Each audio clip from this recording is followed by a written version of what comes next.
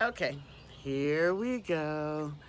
Hello, everybody, and welcome to Defining Deborah. Trying to see my best aim here since I'm outside. Don't want to look too crazy.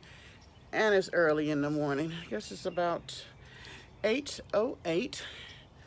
Yes, I have to get up early to go to work. So, I wanted to call if I do a vlog on Wednesday, Wacky Wednesday, and just kind of talk about whatever's going on in the world.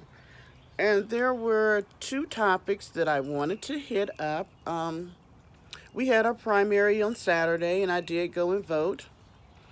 Didn't turn out exactly how I wanted it, but I do see that Biden did win for South Carolina for the primary. And now we just had Super Tuesday, and so far they're not saying who, but Biden has done much better. He's gotten the majority of the southern states, and then at this point, um, Sanders has only gotten three, if I'm not mistaken, and they were up north on the East Coast. So I keep having a reflection on my glasses. That's what I'm trying to kind of stop that. I guess because it's still so early and I'm using natural light. Excuse the hair. I just put product in there and ran out the house. I really hadn't done anything to it. So, yeah, I was just wondering what you guys were thinking about the Democratic forefront and the ones that we have that we can vote for. It's been a mishmash, a mishmash. Try saying that 10 times of different people, up there on the platform. And it really was tough to decide who you were going to vote for. So I can see why people waited till like the day of or a day or two before they went trying to decide. I think most of us are in consensus that we just want a new president. So we're trying to figure out who will be able to beat the president that we do have in the White House now. So if you have any thoughts on that, please put them in the comments. I think I've got that running. I'll have to make sure because I'm still working on this whole vlogging stuff. So I'm just getting down being able to um, video. So it's still a work in progress. I really am going to get with my nephew. He has his own vlog where he does reviews of old shows from the 90s and the 80s, and I think some might be from the 70s. So, oh gosh, what's the name of his platform? It's something Western. Um, I cannot think of it right now, but I will go out there and get the name of it so that I can go ahead and promote him on my page. I know it's been a minute. I tell you, it is really time consuming to do a vlog. You really have to either devote all your time to it or you don't have a whole lot of time doing other things because I don't know. By the time I finish work for the day, I do watch other people vlogs. Shout out to Daryl Moore's page. I do watch over there. I love the people in the chat. Um, Let me see your transcript. Harlow, Dog Cigar Mafia, Wilbur, um, Danielle,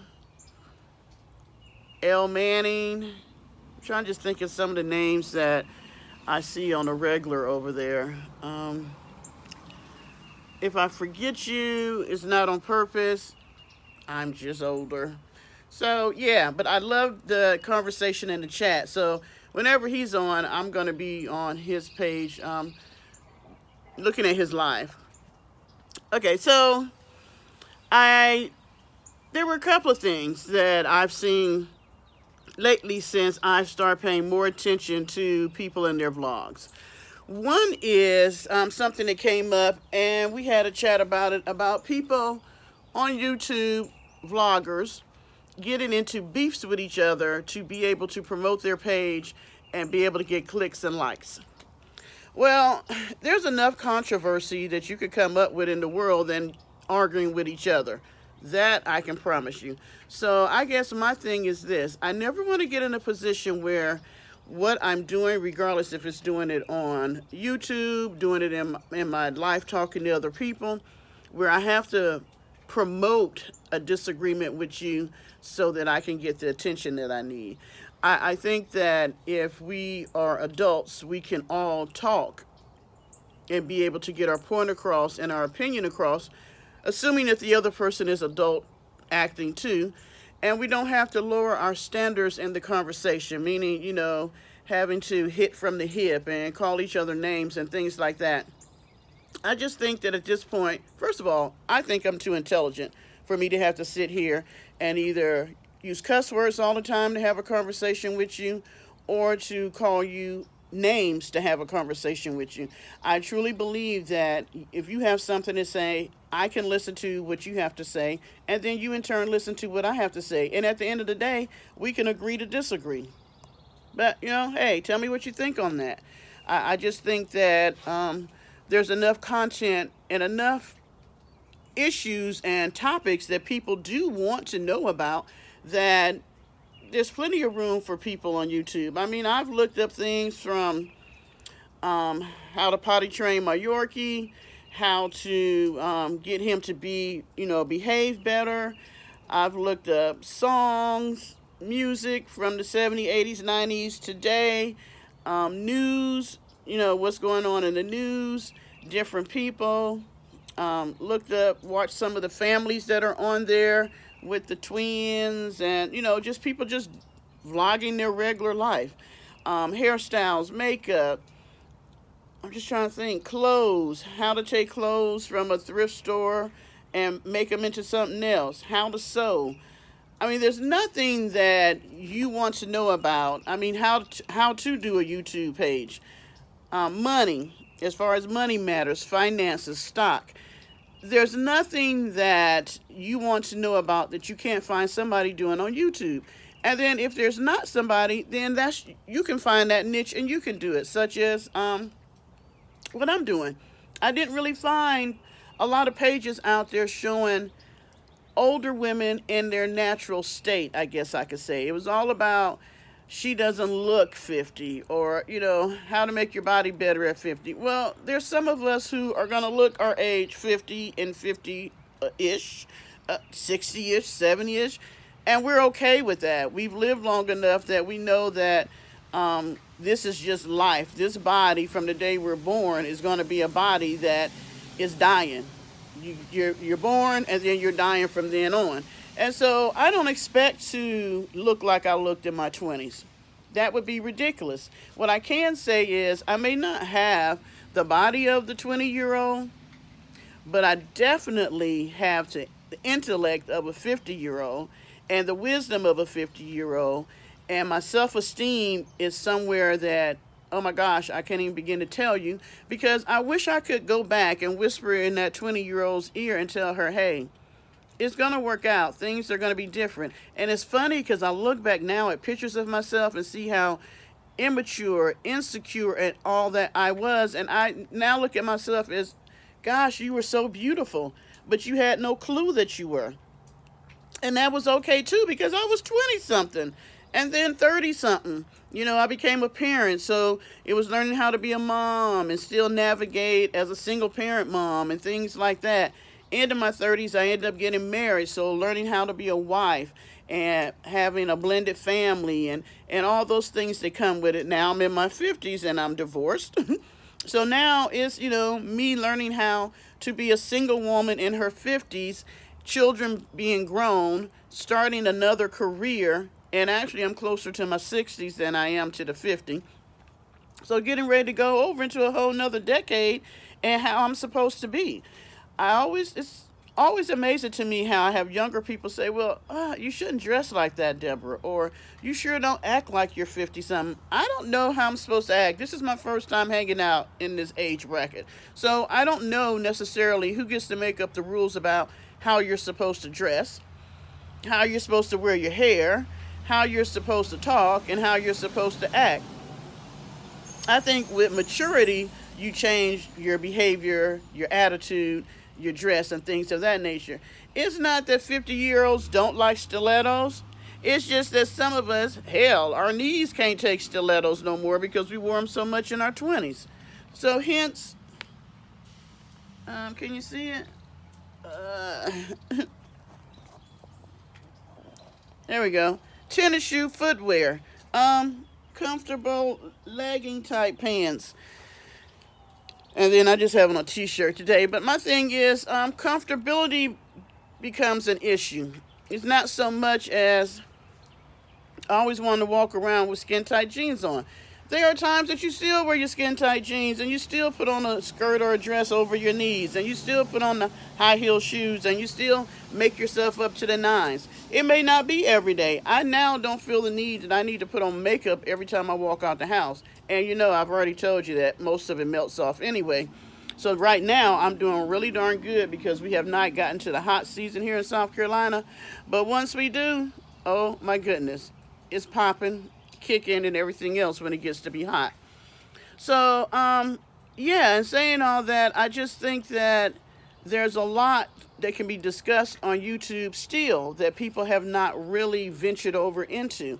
So that's the one thing that I really want my vlog to be about, is concentrating on women naturally being themselves, being okay with where you're at and your flaws and your insecurities and all those things that come with us, but us being emotional, being up, being down, being too talkative too much and fuss too much and nag too much, but being just as loving and caring and understanding. It's a lot of things that make us up as women. And I think that we should celebrate that. I think it's awesome. I've never, I used to joke and say I would like for one day, for 24 hours, all the men to become women and all the women to become men. And I only said that because I wanted men to have a better appreciation of what we go through in a day. I would love to see those men who were ended up being pregnant men, or those having a period, and those having cramps, and those being, talked down to because of their sex, or, and all those things. But I've always loved being a woman. I love dressing up. I love the feminine side of me. But I've also learned to appreciate that strong survival instinct that I have, the dominant side that I have, the aggressive side that I have. We all have these sides. It just depends on who you are and your personality, which one shows up the most sometimes, and what situation you're in. I've been told that I can be very aggressive, very domineering. A lot of those things that a lot of times they are traits that they use for men. And for women, we're not supposed to have them. But we have them, and you need them. In the workplace, you got to be aggressive and domineering sometimes, depending on what your position is. Even not in the workplace. When you're single and you're by yourself and you're trying to raise a family, or you're just by yourself, you've got to be able to handle things and take care of them, because there's no knight in shining armor that's galloping down the street to come and take care of it. I mean, who's going to change the light bulb? Who's going to fix the locks on the door? Who's going to cut the grass? Who's going to put the ceiling fan up? Who's going to unstop the toilet? Who's going to kill the bugs? I mean, just little things like that. These are things that you need to learn. Who's going to change the tire? Who's going to let you know when an oil change it needs, or the tires, or, things about your car. The list could go on and on and on. And I'm not saying that those are male roles versus female roles. What I'm saying is, a lot of times growing up, you're not taught some of those things. And these are things that you need to learn as a female and a male for you to be able to take care of yourself. So being on that subject, I was watching a vlog of a vlogger that I like. And there's been a controversy on YouTube about this whole thing where a transgender female was talking to another one of her friends, and she used the word fish. And more or less, it's a term that's used in the LGBTQ. I think I got all the letters. Is it IA? Don't snag me if I'm wrong. Community versus, in a heterosexual. So after looking at some of all that, my question to us is there an issue, or have you even thought about it? And if you haven't, I'd like you to take a moment or two to think about this. Do women who were born female naturally, or biologically, I should say, have an issue with men who have now changed themselves into females? I guess it would be more scientifically, or I guess with medical technology versus being born that way physically wise. Now, they might have felt like that they were women mentally all that time, but they've been able to alter their body to match their mindset because of the technology that we have now in the medical field. Do we have an issue with that? And I had to take a look at myself and see, because I seen another TV host say something about, we don't want the men wearing our high heels and all this stuff like that. And um, on some level, if I'm being honest, which I promised that I would be, I guess I do, because I've been born a female and I've had to go through a lot of crap just being a female, and then an African American female. And I'm not taking away from the fact that if you're transgender, you didn't go through what you went through. You definitely did. But my basic question is between one woman to another woman. Um, as a woman, do I have a problem with the fact that I might have been born with a nose that I thought was too large, or breasts that wasn't big enough, or a butt that's not big enough, or I got the fat jaws and I've always had the double chin regardless of how much I weighed. And that's how I was born. But you get to go in and let them sculpt you into this beautiful, amazing woman that you want to be. Now, mind you, I can go get plastic surgery and get myself sculpted too. But I guess the thing is, a lot of women are saying, hey, I was born this way and you were not. But I think, and I sound like I'm going here, there, and everywhere.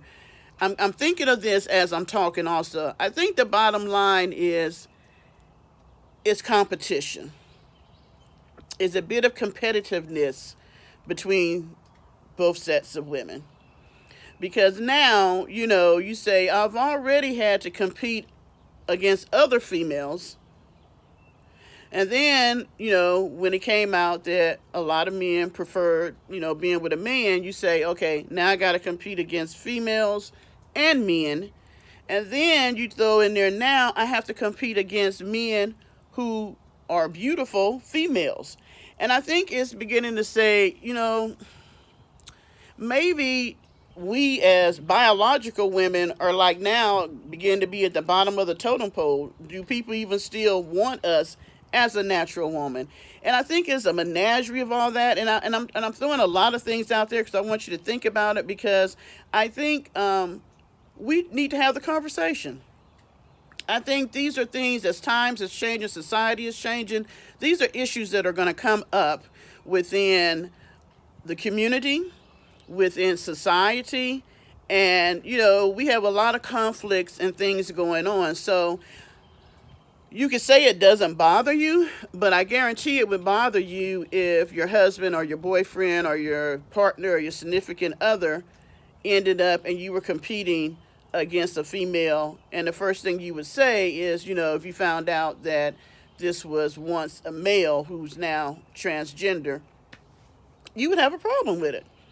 And so I just thought I would throw that out there. I just want to be able to put questions on the table for us to think about. And I don't necessarily have a strong opinion either way. I just wanted to look at myself and see, what did I really think about it? How would I feel?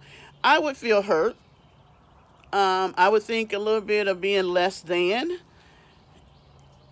especially because I don't want to have plastic surgery to do anything. I mean, in the big scheme of things, I just don't want to spend the money to do it. So, whoever wants to do it, that's fine. But then I also wonder, in the long term, what happens? What happens to the boobs when you're 70? What happens to the butt when you're 80? And then I have a big thing about putting artificial objects inside my body. Just my little quirk. I don't even like contacts because the fact that they go over my eye. So yeah, I just wanted to throw that out there, and the question about the Democratic Party and who is going to look like is going to end up being to be running for the Democrats for president. If you have any feedback or opinion on that, please hit me up. I'm not trying to be too controversial, but I do like a good debate. That I've always liked. And I think that's going to be it for this morning. I just wanted to get on here because I haven't been on here in a while. And I just wanted to touch bases and I just wanted to talk. So, you guys have an awesome Wednesday. Today is Wednesday, let's see, first, second, third, fourth. March 4th. Can you believe we're already in March? It'll be August soon. So, you guys have a wonderful day. Do something nice for somebody today. That is just, let me end with that. One of the things I do during the week, I've had my own nanny business for years. I stopped doing it to finish up my education. And now I've since gone back because I'm in the process of building a house and it's a quick way to make money. So, the child that I watched during the week, I had to take them to the elementary school because they're having some speech classes. And I was in there and I used to sub. I used to substitute for about 7 to 8 years. And I did that to be a presence in the school for my son, but also for the teachers to know that I was there. And I wanted to know if I missed my calling as a teacher. I don't know. The last time I was on here, my glasses looked so crooked. I don't know if it's me, the glasses, or what, but I just ordered another pair. So I'm hoping it don't look that bad. I don't know. But anyway, I sit in the library while she does her speech class. And so yesterday, it was just they had the fifth graders in there. And those young people were so rude. One of them, they were saying something, but it was towards me. And I was like, excuse me, are you talking to me? And I guess he was surprised that I said something to him. And he was like, no, because they know I'm not a teacher. They don't really know who I am. So I'm sitting there minding my own business. Usually I scroll through, Facebook or whatever, or I might listen to a vlogger on YouTube or look at something on YouTube. But it is I forget what it's called, when they sell the books during the year where the kids can go to the library and buy books, Scholastic book. I don't know, that might have been during my time. But anyway, they're having a book fair. Book fair, that's what it is. And a young man came in, and I heard the librarian talking to him. And what happened was his parents, they gave him money to buy 2 books, but now they put taxes on the books. And I don't think the parents realized that. So he only had enough to buy the book if the book was like $1.99. He didn't have the taxes. So between the 2 books he had, I think he owed like $1.10 in tax or whatever the case may be. And so he didn't have enough money, and he started crying. And the librarian was like, we'll get you the books. I'll pay for it. And he was just a crying. So I got up and I was like, hey, I'll pay for it, because I can't think of the last time I seen a student cry because they could not purchase books to read. I am a very big reader, have always been from the time I started reading. So reading is very important to me. So I'm like, hey, you don't have to cry, baby. We will get you these books. And it surprised him so that people were willing, especially somebody that I'm not a part of the school. My child is 26. I have grandbabies in school, but, other than that. And so there was a little 5th grade young lady that was sitting there, and she had already gotten in trouble because the teacher had sent her and a couple of other students in to do some schoolwork in the library, but she wanted to play around, and the librarian had told her, no, you were there to do your schoolwork. So she had said something jazzy and smart to her. So she turns around and she looks at me, and she was like, wow, that was really nice of you. And I'm like, yeah, And I don't know, it was almost like as if she didn't see people being nice to each other. I don't know. But so I was thinking about Uh-oh, sorry. I was thinking about that, and I was thinking, you know what? Every day we should do a nice gesture towards another person.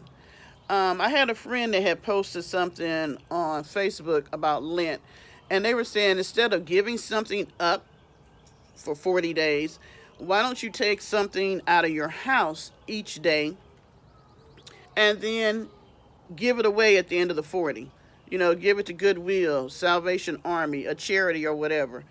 Something that you're not using anymore. Take something every day and put it aside, and then at the end of the 40 days, you give all that stuff away. Or you could do something as simple as I'm going to do a kind gesture every day for 40 days. I'm going to buy somebody coffee for 40 days. I'm going to, babysit for somebody, 40 hours out of the 40 days. I don't know.